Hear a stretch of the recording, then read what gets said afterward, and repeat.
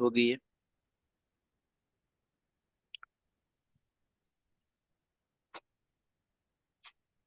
तो ये देखिएगा आपके पास लास्ट लेक्चर के अंदर हमारे पास ये था डायरेक्ट और इनडायरेक्ट स्पीच को चेंज करना।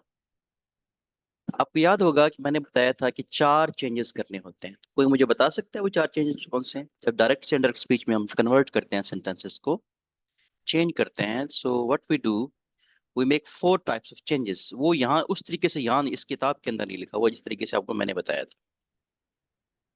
तो मैं उसको रिपीट कर देता हूँ। आपको बताया था कि एक चेंज करते हैं प्रोनाउंस को, ठीक है? First person, second person, third person pronouns को कैसे चेंज करना है ये आपको मैंने बताया था। फिर आपको मैंने बताया था कि उसमें टेंसेस को चेंज करना है, जो कि बहुत डिफिकल्ट है। मेन काम टेंसेस को चेंज करना है। प्रोनाउन को चेंज करना इतना खैर गैर मामूली काम नहीं है, टेंसेस को चेंज करना थोड़ा डिफिकल्ट है। फिर आपको कहा था कि सेड जो है उसने कुछ चेंज होना होता है। सेड ने कभी टोल्ड में, कभी आस्क्ड में, कभी एक्सक्लेम्ड में, कभी एडवाइज्ड में। उसको ही बता दिया था कि सेंटेंस की टाइप पे डिपेंड करेगा कि हमने एडवाइस्ड में चेंज करना है, टोल्ड में चेंज करना है, सेट को सेट रहने देना है, एटसेट्रा एटसेट्रा। और फिर फोर्थ चेंज तो बहुत आसान सा था। आपको बताया था कि वो होता है स्पेशल वर्ड्स के, टाइम रिलेटेड वर्ड्स को आपने चेंज करना होता है। ठीक है? कि नाउ को देन में अगर सेड आएगा बाहर, याद है आपको ये चीजें जो मैंने अभी रिपीट की हैं चार? Yes sir. इनमें दो अहम है यस कि सर। आपने जो है प्रोनाउन को कैसे चेंज करना है, और प्रोनाउन को कैसे चेंज करना है, इट्स वेरी ट्रिकी एक्चुअली। तो प्रोनाउन जो है, याद रखिए प्रोनाउन तीन किस्म के होते हैं, first person, third person, first person, second person, third person. तो आपने याद रखना है कि थर्ड पर्सन को चेंज नहीं करना, बताया था नहीं? आप थोड़ा चीजों को सिंप्लीफाई कर देता हूँ। First person, second person, third person है, थर्ड पर्सन प्रोनाउन चेंज नहीं होगा। थर्ड पर्सन प्रोनाउन कौन सा होता है? ही, हिज। ही की आगे सारी ही, शी, इट, दे, ये चारों, और उनकी आगे जितनी भी फॉर्म्स होंगी वो बदलेंगी नहीं। ये जो फॉर्म्स होंगी, शेप्स होती हैं, इनको हम कहते हैं एक्चुअली ही, हिज, हिम, ये सारे के सारे नहीं बदलेंगे। जो ये हैं ये वैसे ही रहेंगे in every case, right? Third person. लेकिन फर्स्ट पर्सन और सेकंड पर्सन चेंज होंगे। फर्स्ट पर्सन और सेकंड पर्सन जो है वो चेंज होंगे। वो कैसे होंगे बता सकता है कोई? फर्स्ट पर्सन सब्जेक्ट जो रिपोर्टिंग स्पीच के सब्जेक्ट के मुताबिक चेंज होगा, और हम्म, सेकंड पर्सन ऑब्जेक्ट के मुताबिक। बिल्कुल। बाहर रिपोर्टिंग स्पीच जो इन्वर्टेड कॉमा से बाहर है उसके सब्जेक्ट के मुताबिक चेंज होगा फर्स्ट पर्सन, और सेकंड पर्सन होगा उसके ऑब्जेक्ट के मुताबिक बदलेगा। अब ये बात ऐसी है कि ये मेरा ख्याल है कि बहुत से लोग इसको फॉलो नहीं कर पाएंगे। बहुत से लोग, अगर आपने वो लेक्चर अटेंड नहीं किया तो आपको ये बात समझ नहीं आएगी, क्योंकि ये आज सामने इसको जो है वो एग्जाम्पल के तौर पर, लाइक मैं आपके सामने ये रखता हूँ, उस पर हम टाइम वेस्ट नहीं करते क्योंकि ये चीजें हो गई हैं पहले। तो एग्जाम्पल आपके सामने जो सेंटेंस है, फॉर एग्जाम्पल ऊपर हमने सेंटेंस था, ये हमारे पास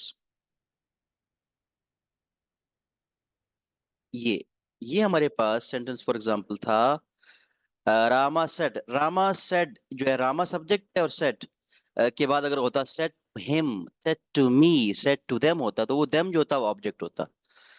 तो ये जो ये आय है कौन सा पर्सन है? फर्स्ट पर्सन है, तो ये सब्जेक्ट के मुताबिक बदलेगा। रामा, रामा मेल है तो वो हमने ही में बदल दिया। ठीक है?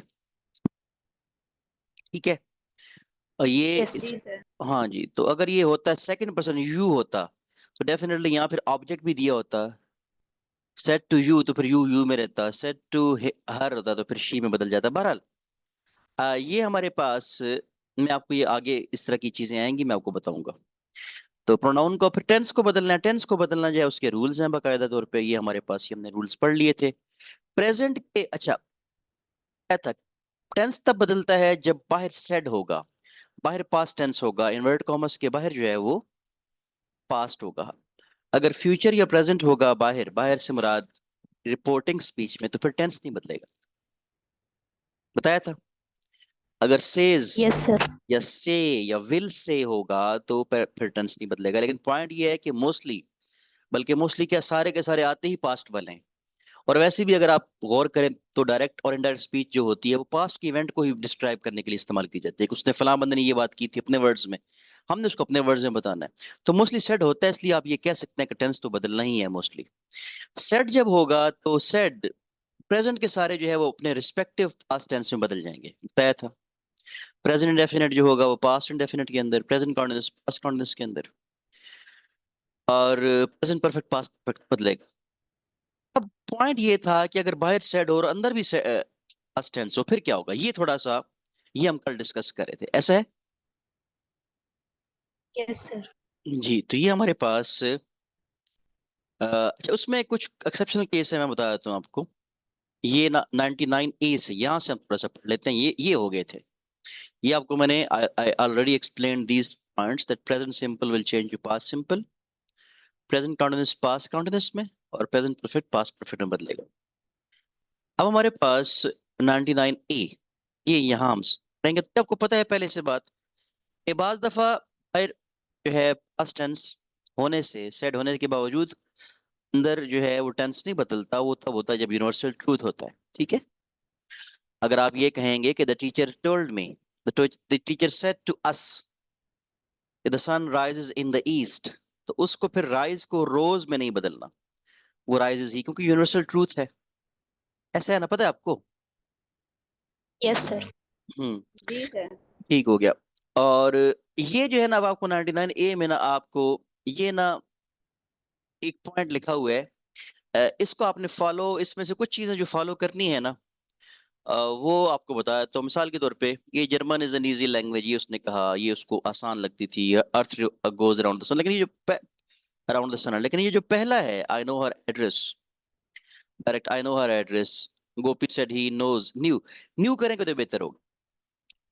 मतलब एक ट्रूथ तो है, उसको पता है ये चीज ओरिजिनल है, लेकिन ही न्यू हिज हर एड्रेस होगा, न्यू, नो को न्यू में चेंज कर देंगे, ये नहीं प्रेजेंट डेफिनेट को पास्ट डेफिनेट में चेंज कर देंगे। यूनिवर्सल ट्रूथ होगा, क्लियर यूनिवर्सल ट्रूथ होगा, क्लियर। तो फिर हमारे पास हम क्या करेंगे कि उसको टेंस चेंज नहीं करेंगे। ये भी हो गया आपके पास point number 100। If the reporting, ठीक है, ये बता चुका हूँ। The reporting verb is in the present tense, the tense of the direct speech do not change.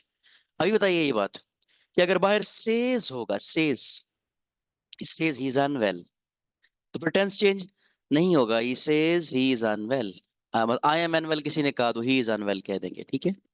ये पॉइंट समझ आ गया आपको, इसमें टेंस यस सर। चेंज नहीं होगा, क्योंकि आपका रिपोर्टिंग वर्ब यानी रिपोर्टिंग होंगे जो इन्वर्टेड कॉमर्स से बाहर हैं, और रिपोर्टेड जो इन्वर्टेड कॉमर्स के अंदर है। रिपोर्टिंग वर्ब अगर प्रेजेंट टेंस होगा तो टेंस नहीं बदलता। अभी बात बताइए, next point 101, the pronouns of the direct speech are changed where necessary so that their relations with the reporter and his hearer rather than the original speaker are indicated. Observe the following sentences.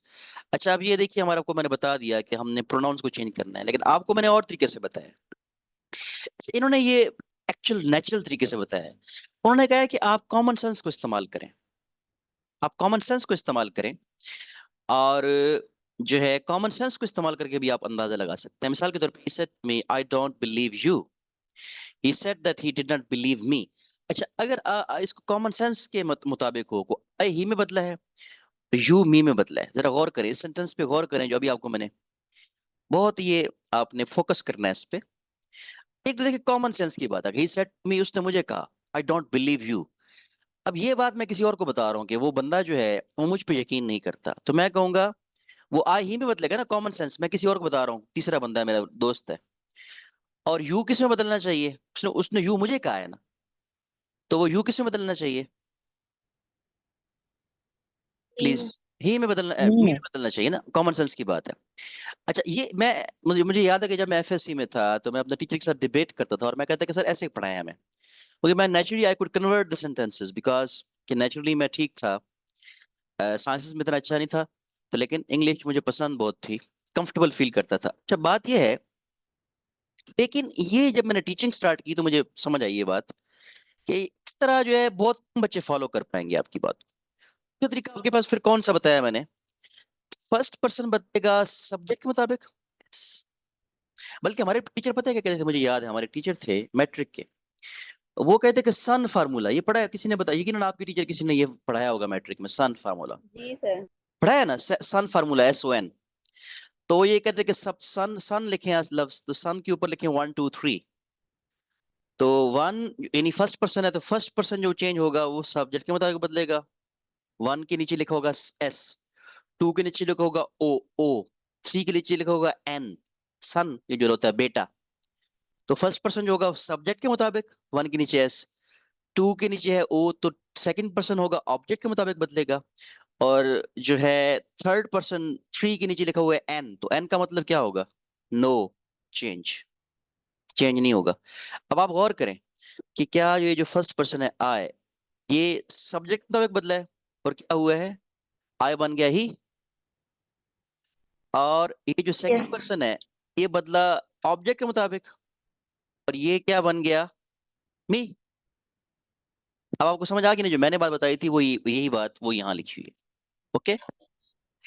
Sir जी, यहाँ पे set की जगह told आना चाहिए ना। हाँ जी जी बिल्कुल, ये मैंने यस आपको सर, बताया था जी, ये ये बात टोल्ड में आएगा। बिल्कुल बिल्कुल मैंने ये बात आपको बताई थी।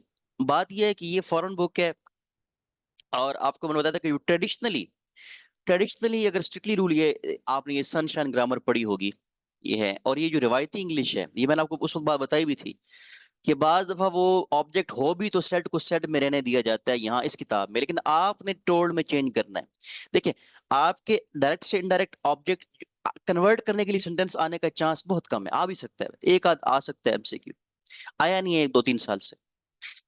आप ये मैं इसलिए पढ़ा रहा हूँ कि ये आपको ये भी आपको करेक्शन में हेल्प करेगा। ठीक है, तो वो नीचे लिखा होगा, उसमें आपने वही चूज करना है। लेकिन आप ट्रेडिशनली, ये बच्चे सुन लें जिन्होंने क्लास अटेंड नहीं की थी, मैं दोबारा बात बताता हूँ। आपको बताया था कि बाहर अगर ऑब्जेक्ट होगा, ऑब्जेक्ट ये, तो सेट को टोल्ड में आपने बदलना है। यहाँ यहाँ इन्होंने नहीं बदला, लेकिन आपने टोल्ड में बदलना है। और बाकी आपको पता है कि आस्क कब करना है, ये आगे आएंगे रूल्स, ठीक है। अच्छा बल टोल्ड के बाद दैट भी आएगा ना। टोल्ड मी दैट आएगा। Told to me, he told me that he, हाँ ठीक है, he said he did not believe me, ठीक है। ये कुछ उन्होंने जो है ये मतलब जो है डिविएट, हाँ हमने ट्रेडिशनल, वही बात है कि हमने किताबी जो लकीर के फकीर होके हमने जो है उस ग्रामर को फॉलो करा, ठीक है आपकी बात। इसमें दैट भी आएगा, you are right. Inverted commas को रिमूव करके दैट आएगा, इंट्रोगेटिव में नहीं आएगा। आगे मैं बताता हूँ ये चीजें। अच्छा अभी हमारा पॉइंट क्या है? अच्छा इस बात को छोड़ें, आप पॉइंट ये समझें कि इसमें प्रोनाउन कैसे बदलेगा। ये इस पॉइंट का मकसद प्रोनाउन को जो है बताना था, ठीक है। तो I don't believe you, you did not believe me, I don't. अच्छा उसके बाद हमारे पास she said to him, I don't believe you. इसमें देखिए कि आई बदला शी में, ठीक है, शी सेड। अच्छा अब ये वही बात है, she said to him that. अच्छा ये इन्होंने इसको इसके अंदर मिक्स कर दिया है, स्पोकन इन्होंने स्पोकन के लिहाज से किया है। बहरहाल इसको हम ट्रेडिशनली ग्रामर में she told him that she एक तो दैट आएगा, यहाँ शी में बदल जाएगा क्योंकि ये फर्स्ट पर्सन है। यू है सेकंड पर्सन, तो हेम जो है वो हेम में बदल गया, ठीक है। तो ये पॉइंट आपको समझ आ गया, आई बिलीव कि अब आपको समझ आ गया प्रोनाउंस को चेंज करना, ठीक है। ये पॉइंट दोबारा उन्होंने जी सर। बता दिया, ठीक है जी। उसके बाद हमारे पास ये 102 है, ये स्पेशल वर्ड्स वाला है। ये जो आपको मैं बार बार स्पेशल वर्ड्स कह रहा हूँ, स्पेशल वर्ड जो फोर्थ चेंज था, जो मैंने आपको अपने तरीके से समझाया, और वही पॉइंट यहाँ रिपीट हो रहे हैं। 102 पॉइंट ये है कि स्पेशल वर्ड्स जो हैं वो भी बदलने हैं, लेकिन याद रखें कि ये भी तब बदलते हैं जब बाहर सेट होता है। तो ये जो टाइम वाले होते हैं या डिस्टेंस वाले होते हैं, स्पेस और टाइम के लिहाज से जो वर्ड्स होते हैं। अच्छा एक और बात कि हेयर और देयर ये स्पेस के लिहाज से हैं, और नाउ टाइम के लिहाज से। तो स्पेस और टाइम के लिहाज से जो टर्म्स हैं, जो डिस्टेंस के लिहाज से हैं, उनको कैसे बदलना है ये देखिए। नाउ बदलेगा देन में, ये आपको मैं इसको थोड़ा एनलार्ज कर देता हूँ। ये आपने पहले पढ़ा, हेयर को देयर में, अगो को बिफोर में। ये कॉमन सेंस की बात है ना, कि आपको एक बंदे ने बताया कि जी मुझे I met him an hour ago, कि 1 घंटे पहले मैं उससे मिला था। अब आप किसी और को बता रहे हैं उसकी बात, तो फिर आप ये कहेंगे कि he had met him an hour before before होगा, एन और बिफोर आएगा। इन कॉमन सेंस की बात है। 10 का मतलब होता है इस तरह, उसको सो उस तरह, उस तरह ये उसने किया। टुडे को दैट डे में, और टुमारो को द नेक्स्ट डे, यस्टरडे को द डे बिफोर में, और लास्ट नाइट को द नाइट बिफोर के अंदर, राइट। तो ये जो चेंजेस हैं, कुछ और भी होंगे इसमें words, might be this evening को दैट इवनिंग के अंदर, लाइक दिस इवनिंग, दिस को दैट में। ये है स्पेशल वर्ड्स जिनको हमने टाइम और स्पेस के लिहाज से बदल देना है। कॉमन सेंस को इस्तेमाल करके आप इसको समझ सकते हैं, ठीक है। तो अब मसलन मसला एक बंदा ये बताता है कि I am very tired today. एक बंदे ने आपको ये बात बताई कि I am very tired today.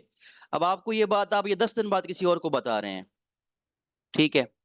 तो आप ये बताएंगे ना उस बंदे को कि he told me that he was tired that day, कहेंगे ना, टुडे तो नहीं कहेंगे। टुडे हो सकता है अब वो ठीक हो गया हो। हाँ ठीक है ना, ये कॉमन सेंस की बात है, कॉमन सेंस के लिहाज से भी इसको समझ सकते हैं। पॉइंट नंबर 103 है, तो पॉइंट नंबर 103 आपको बताया है कि question 103, this and these are change to that and those. This को दैट में और दीज को दोस में बदलना है, ये भी पॉइंट नंबर 103 है, वो 102 था तो ये बता दिया आपको। 104 पे आएंगे, एक अहम है कि अगर आपके पास सवाल हो, अब ये थोड़े से समझने वाली बात है, ये सवाल वाले टफ है, they are not straight forward.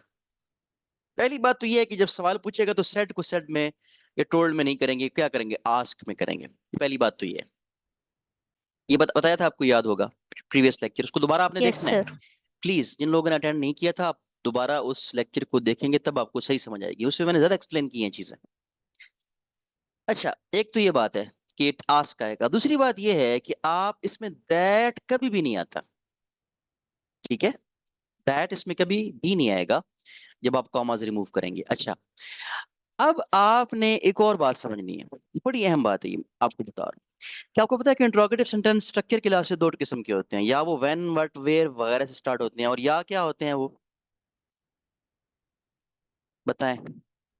या फिर वो हेल्पिंग वर्ब। या वो हेल्पिंग वर्ब से स्टार्ट होते हैं, इज, हमार, was, were, has, have, can, could वगैरह। अब आप मुझे ये बताएंगे कि जब, अगर आप, मैं ये सिर्फ ये समझना चाहता हूँ कि आपने मैट्रिक वाली कितनी बातें आपको याद है, तो इन दोनों को, इनमें से इनको कैसे, इनमें फर्क कैसे करते हैं जब आप इनको चेंज करते हैं।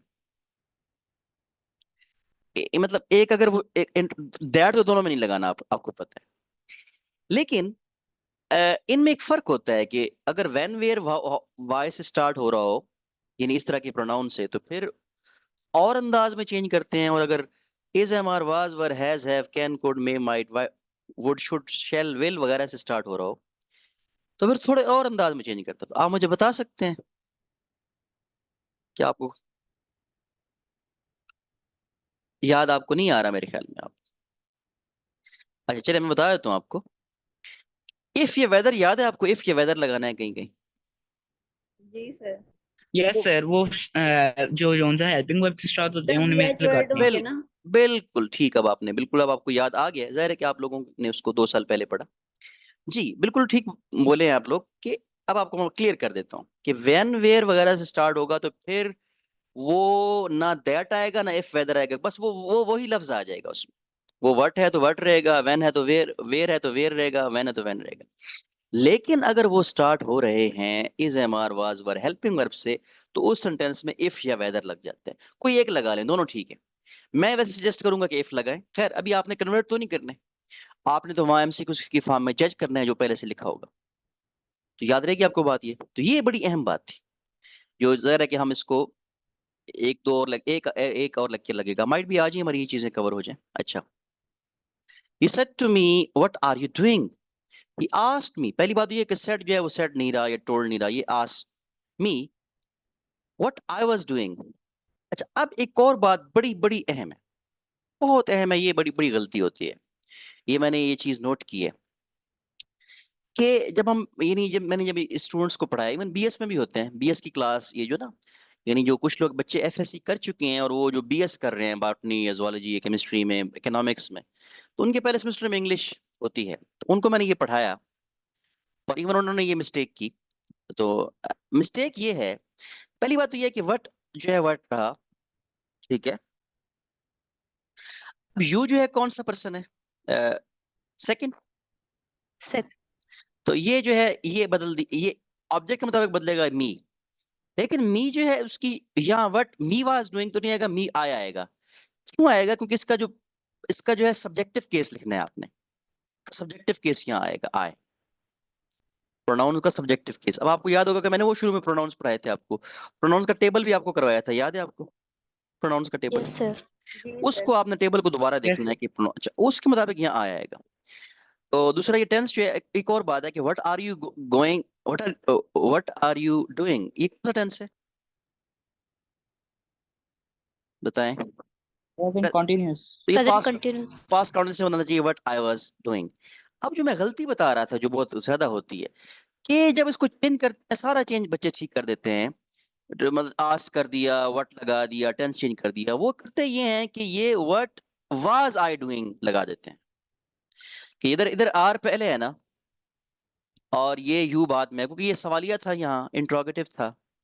But I was doing, what was I doing, तो वो क्यों गलत है बता सकते हैं आप?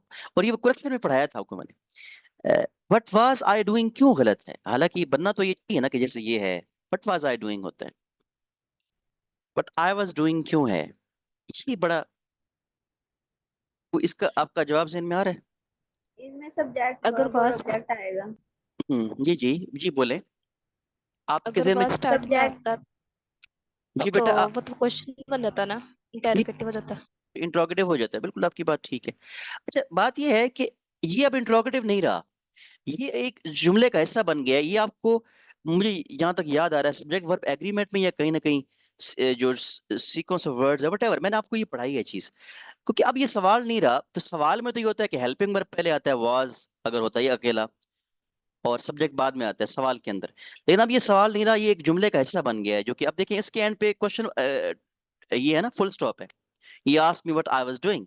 अब ये सवाल नहीं रहा, तो सवाल जब ये नहीं रहा तो फिर अब हमारे पास, हम अब सब्जेक्ट को पहले लगाएंगे, हेल्पिंग वर्ब बाद में लगाएंगे। और जो सवाल में होता है उसमें क्या होता है कि हेल्पिंग वर्ब क्या होता है, पहले होता है ना, और ये सब्जेक्ट सब्जेक्ट से पहले बाद होता में होता है। जैसे आप ये एक अहम चीज थी, यानी बाकी चेंजेस करने के बाद, सारा ठीक करने के बाद, ये एक गलती कर देते थे स्टूडेंट्स। ये लास्ट सेमेस्टर मैंने पढ़ाया, सेमेस्टर 1 के अंदर बच्चे थे वो, उस वक्त बिल्कुल सेमेस्टर 1 में थे उस वक्त वो, सितंबर के अंदर। तो ये चीजें जो आगे भी आपको काम आएंगी, चाहे आप जौन सी डिग्री भी करते हैं। अच्छा, तो direct where do you live, बल्कि आपको बताऊं कि ये जो बच्चे जो सीएसएस करते हैं उसमें ये चीजें फिर जाके सीएसएस में जाके उनको समझ आती हैं, सीएसएस की तैयारी करते हुए। तो अच्छा, वेयर डू यू लिव आज द स्ट्रेंजर। अच्छा जी, अब पहली बात ये है कि the stranger inquired where I lived. Inquired नहीं, आप आस्क ही करेंगे, ठीक है? आप क्या करोगे, आस्क करोगे। सेड, ओरिजिनल में यहाँ सेड लगा होता है, तो आप आस्क ही करोगे। इंक्वायर्ड का मतलब ये होता है ना कि पूछा। Stranger asked where I lived. अच्छा, वेयर डू आई लिव को वेयर आई लिव्ड में कैसे बदला है, बता सकता है? यानी ये कैसे वेयर आई लिव्ड कैसे बना, ये कैसे हुआ? Who can explain to us? ये पहले हमने ये क्या किया? प्रेजेंट इंडेफिनिट ठीक को है, हमने पास्ट इंडेफिनिट ठीक में है, कन्वर्ट ठीक है, ठीक है। अच्छा, अब एक में बड़ी अहम बात है कि आपने वो पढ़ा था, तभी देखिए बात ये है कि इसको टेंस के लिहाज से याद करना चाहिए, टेंस के लिहाज से याद करना चाहिए इसको।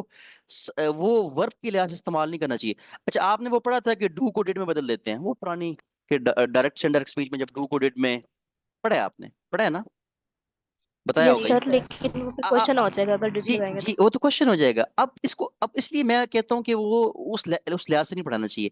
अच्छा, वो जो बात है वो है ठीक वैसे कि डू को डिड में बदल देना है, लेकिन वो तब ठीक साबित होती है कि जब वो नेगेटिव सेंटेंस होता है। मतलब आई डिड नॉट, मसलन आई डिड नॉट बिलीव, मतलब डिड यू गो देयर, अब डिड, बल्कि नहीं, वो कुछ एक्सेप्शनल केसेस में आएगी। बहरहाल पॉइंट ये है कि वेयर आई लिव्ड, इसको हमने इंट्रोगेटिव नहीं बनाना, इसको डायरेक्ट। अच्छा, यू जो है वो यू आई में बदलेगा, आई, यू आई में क्यों बदलेगा? क्योंकि उसने मुझसे पूछा ना, स्ट्रेंजर आस्ट। अच्छा, अब इसमें बल्कि यहाँ ये पॉइंट अहम है, ये पॉइंट अहम है एक। आपने, स्ट्रेंजर ने किससे कहा, ये इसमें मेंशन नहीं किया कि स्ट्रेंजर आस्ट टू मी है। जब, अब आपको पता है कि जो होता है सेकंड, यू सेकंड पर्सन है, और यू पर्सन, यू जो होता है वो इन्वर्टेड कॉमा से बाहर के ऑब्जेक्ट के मुताबिक बदलता है। यहाँ तो ऑब्जेक्ट है ही नहीं।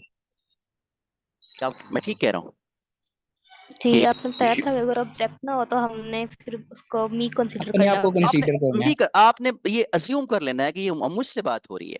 क्लियर तो उन्होंने नहीं किया। अक्सर देखिए ना, ऑब्जेक्ट होता है ना, सेकंड पर्सन ऑब्जेक्ट के मुताबिक बदलता है। So you have to assume that it he is talking to you, that person is talking to you, आपसे बात कर रहा हूँ।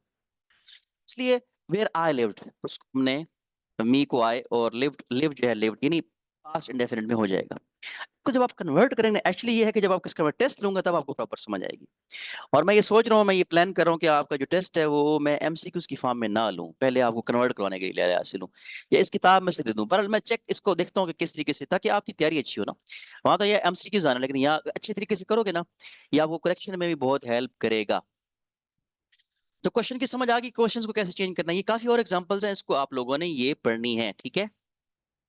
और बाकी 105 जो पॉइंट है कि अगर आपके पास कमांड्स एंड रिक्वेस्ट, अगर आपके पास ऑर्डर दिया जाए या रिक्वेस्ट दिया जाए तो आपने जो ऑर्डर या रिक्वेस्ट के मुताबिक होगा। ठीक है, इसमें सेड को जो है वो सेड में या आस्क में नहीं बदलेंगे, यहाँ क्या हो जाएगा ऑर्डर में बदल देंगे या एडवाइस में बदल देंगे। एडवाइस जो होगा वो या रिक्वेस्टेड में बदलेंगे, ये आगे आएंगे। ये एक्चुअली सेंटेंस की 5 टाइप्स है ना, वो डिक्लेरेटिव, इंट्रोगेटिव, इंपेरेटिव, तो उस लिहाज से ये बना हुआ है। ये इंपेरेटिव सेंटेंसेस थे, ये हैं जो अभी अब हम पढ़ रहे हैं। पहले क्या थे? इंट्रोगेटिव थे। समझ आ गई आपको? Yes sir. अच्छा, Rama said to Arjun go away, ये इंट्रोगेटिव है। आपको याद होगा कि सॉरी इंट्रोगेटिव कह रहा हूँ, इंपेरेटिव है। आपको पता है कि इंपेरेटिव मैंने बताया था कि ये जो है ये वर्ब से स्टार्ट होते हैं मोस्टली, याद है आपको? और इनके अंदर जो यस है सर। वो सब्जेक्ट नहीं होता और बाज दफा ऑब्जेक्ट भी नहीं होता। ऑब्जेक्ट आमतौर पे होता है वैसे। अच्छा, Rama said to Arjun go away, तो Rama order Arjun to go away. अच्छा, इसमें एक और बात कि इसमें टू लगेगा। हाँ, ये एक नई बात है, इसमें कुछ एक्सेप्शनल केस भी अभी आते हैं। हाँ, ऑर्डर के बाद टू भी लगेगा। तो इसमें क्या है कि अब इसको हम कैसे इसको मैं एक्सप्लेन करूं कि एक यानी कंपैरिजन करके आपने पढ़ना है ना, कि एक आपने पहला वर्ब पढ़ा था उसमें सेड को सेड में या टोल्ड में, फिर आस्क्ड में। ठीक है, आस्क में आपको इफ ये वेदर वाला बता दिया आपको मैंने, हाँ बता दिया, वो एग्जांपल नहीं करवाई लेकिन आपने खुद उसको पढ़ना है। अच्छा, अब हमारे पास है ऑर्डर्ड वाला, तो इसमें क्या आएगा? टू, इसमें टू आएगा। ठीक है, टू गो अवे, ये समझ आ गई आप? इसमें टेंस नहीं बदला। टू के बाद हमारे पास फर्स्ट फॉर्म, टू के बाद हमेशा फर्स्ट फॉर्म ही आती है। ठीक है, ये जो सेंटेंसेस हैं ये यूजुअल रूल्स को फॉलो नहीं करते। यूजुअल रूल्स जो है ना कि फर्स्ट फर्स्ट फॉर्म को सेकंड फॉर्म में बदलना है, और तो ये चीजें इसमें ये जो है इसका स्ट्रक्चर एक खास स्ट्रक्चर है जिसको आप याद रखें। He said to me, please wait here till I return. अब ये रिक्वेस्ट है। ठीक है, बाज दफा नहीं पता चलता कि ये रिक्वेस्ट है या ऑर्डर है हमारे पास, तो ये हमारे पास रिक्वेस्ट है। तो ये हमारे पास आएगा he requested him to wait here till he returned। अच्छा, अब ये है रिक्वेस्ट। प्लीज दोबारा प्लीज को ऐड नहीं करेंगे, प्लीज रिक्वेस्टेड की मीनिंग में आ गया। he requested him to wait here, to इसमें आएगा, till he returned, till I returned को ही में बदल दिया। I को ही में कैसे बदला? I कौन सा पर्सन है? First person. तो ये सब्जेक्ट के मुताबिक चेंज होगा तो ही आ जाएगा। ठीक है, और written first form second form में बदल दी आपने। कॉल द फर्स्ट विटनेस, पहले गवाह को बुलाएं। सेट द जज, ऑर्डर है तो हम इसको ऑर्डर करेंगे। यहाँ उन्होंने कमांडेड वर्ड यूज किया है। कमांड, कमांड की वही होती है, ऑर्डर को कमांड कहते हैं। तो हम ऑर्डर के लिहाज से करेंगे। द जज ordered them to call the first witness, और टू आ गया और बाकी द फर्स्ट विटनेस, और कोई चेंज इसमें नहीं होगा। तो ये आपने इसको पढ़ लेना है आज हमने। अच्छा, उसके बाद भी हाँ नेक्स्ट भी है एक्सक्लेमेशन एंड विशेस। सर जी, जी, ये इधर सेंटेंस जो था भी जज कमांडेड टू देम, तो यहाँ पे तो ऑब्जेक्ट नहीं था तो हमने देम क्यों लगाया? Call the first witness set the जज, मतलब ये हमने अज्यूम किया कि उनसे बात हो रही है दे से। वैसे तो हमें अज्यूम करना चाहिए हमारे साथ। पॉइंट ये है कि वहां आपके पास एमसीक्यूज की फॉर्म में आएगा ना, अगर चेंज करना। अच्छा, उसका तरीकाकार ये होता है, ये एक और तरीकाकार भी होता है कि अगर आपको नहीं बताया गया आप देन भी कर सकते हो। आप फिर देम को ऐसे लगाओगे ब्रैकेट के अंदर कि हमने अज्यूम किया कि उनसे बात हो रही है, क्योंकि हमसे कभी कभी कोई बंदा दूसरे से तो बात कर सकता है ना। वैसे तो आसानी के लिए हम अज्यूम करेंगे कि हमसे बात हो रही है, तो देम को फिर लगा देते हैं ब्रैकेट के अंदर ऐसे करके। ऑर्डर कमांडेड आगे लगा देंगे them, फिर to call the witness. Point आपका ठीक था, लेकिन बात यह है कि हमारे पास और कोई ऑप्शन बचता नहीं है। मतलब आप अज्यूम करें कि हमारे साथ बात हो रही है, उनसे बात हो रही है, या मतलब उनसे बात कर हम अज्यूम किया कि उनसे बात हो रही है। ठीक है, ओके। नेक्स्ट हमारे पास आगे जो है ये हो गए एक्सक्लेमेटरी सेंटेंसेस। एक्सक्लेमेटरी सेंटेंसेस में क्या करते हैं? he said alas I am undone, he exclaimed sadly। आपको याद होगा कि exclaimed with sorrow और exclaimed with joy आपको पढ़ाया गया। ठीक है, उन्होंने exclaimed with sorrow के बजाय exclaimed sadly कह दिया, वो भी एक ही बात है।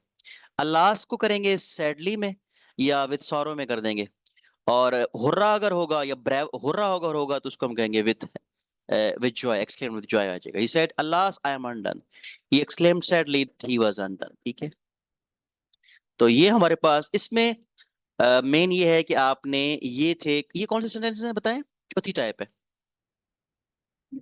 Exclamatory Exclamatory। Sentence. Exclamatory. exclamatory। इनमें दैट आना है। एक्सक्लेम्ड विद जॉय या एक्सक्लेम्ड विद सॉरो आएगा और इसमें दैट आना है।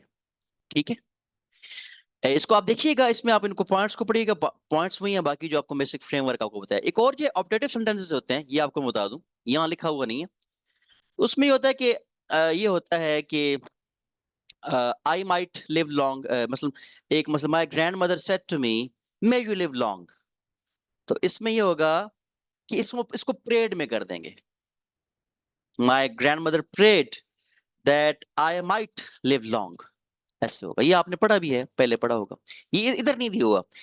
यहाँ जो फिफ्थ टाइप है वो नहीं दी हुई, might be to you, let me check if I direct into speech, यानी काफी एक्सरसाइज दी, आई बिलीव कि ये जो है एक्सरसाइज है हमारे पास, तो इस बुक के अंदर वो फिफ्थ टाइप नहीं दी हुई। अच्छा, और इसमें एक और भी हो सकता है, विश भी आ सकता है। वो विश वो जो होता है जिसको हम कहते हैं ऑप्टेटिव सेंटेंसेस, याद है आपको, मैंने 5 टाइप्स के लिहाज से पढ़ाया था, याद है ना आपको? Yes sir. तो इसमें जो है बेटा, ये जो है नहीं है फिफ्थ टाइप। बहरहाल ये जो है, अब आपको मैं थोड़ी सी टास्क भी दूंगा। एक तो ये है कि आपका जो टेस्ट है, अभी मुझे कुछ टेस्ट बच्चों ने कल भेजा, कुछ ने अभी मॉर्निंग में भेजा, अब बाकी जो बच गए हैं वो जो है क्या करेंगे, मुझे अभी 12 बजे तक भेजना है आपने, ठीक है? सुन रहे हैं मेरी बात? मैं आमिर साहब से लिस्ट मंगवा रहा हूँ अभी, मैं टिक करूंगा बाकायदा, और जो लोग नहीं जिन्होंने सबमिट कराया होगा उसको मैं यहाँ बताऊंगा, और उनको उनको मैं फोर्स करूंगा कि मुझे शाम तक भेजें, याद रखें आप लोग, ठीक है?